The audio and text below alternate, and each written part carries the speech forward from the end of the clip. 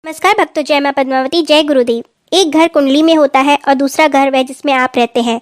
जिस प्रकार कुंडली में ग्रह होते हैं उसी तरह घर में भी ग्रह होते हैं। जिस तरह आपके घर में ग्रह होते हैं उसी तरह आपके शरीर को यदि घर माना जाए तो उसमें भी ग्रह होते हैं।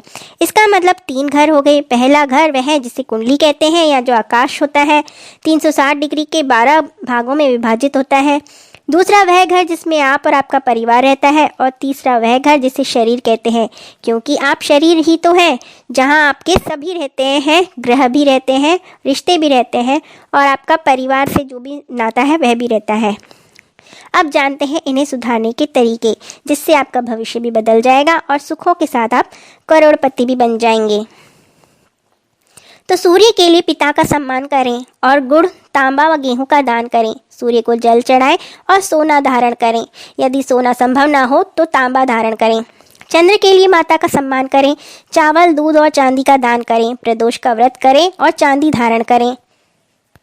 मंगल के लिए भाई का सम्मान करें और सफ़ेद या काला सुरमा आँखों में लगाएं। मूंगा या पीतल धारण करें। बुध के लिए बहन, बुआ, मौसी, विधवा महिला और कन्याओं का सम्मान करें। नाक छिद्र करवाएं। पन्ना धारण करें। गुरु के लिए दादा, धर्म और गुरु का सम्मान करें। माथे पर पीला तिलक लगाएं। पीपल में जल चढ़ाएं। चने की दाल का दान करें और पुखराज धारण करें। शुक्र के लिए पत्नी का सम्मान करें। अपने भोजन में से गौग्रास निकालें। घी, कपूर, दही का दान करें। सुगंधित पदार्थों का प्रयोग करें।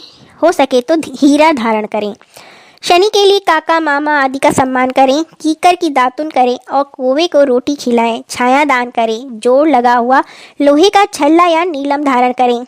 राहु के लिए संयुक्त परिवार में रहें। ससुराल से संबंध न बिगाड़ें। जौ को दूध से धोकर बहते पानी में बहाएं। मूली का दान करें या कोयला बहते जल में बहा दें। गोमेद धारण करें या जेब में चांदी की ठोस गोली रखें।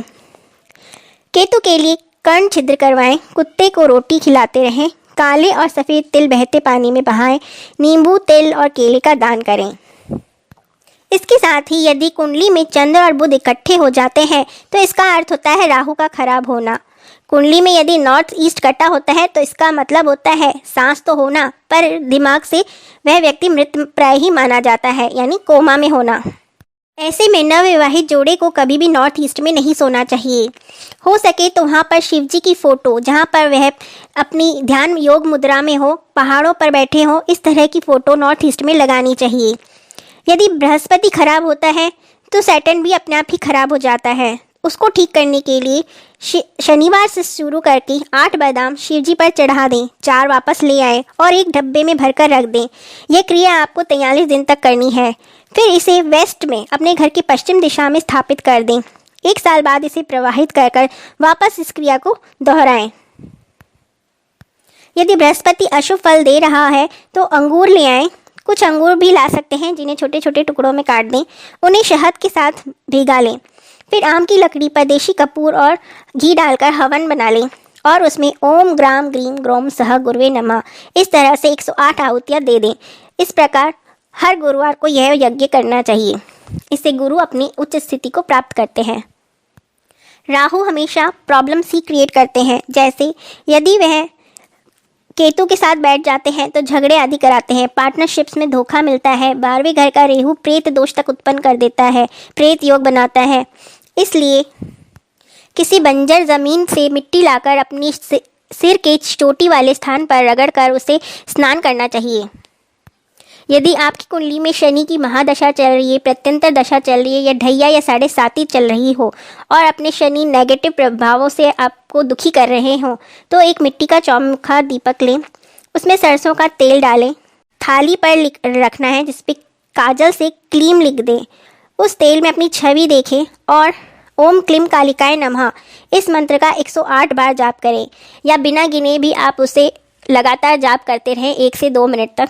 आपको जाप में ध्यान देना है, संख्या या समय पर ध्यान नहीं देना है।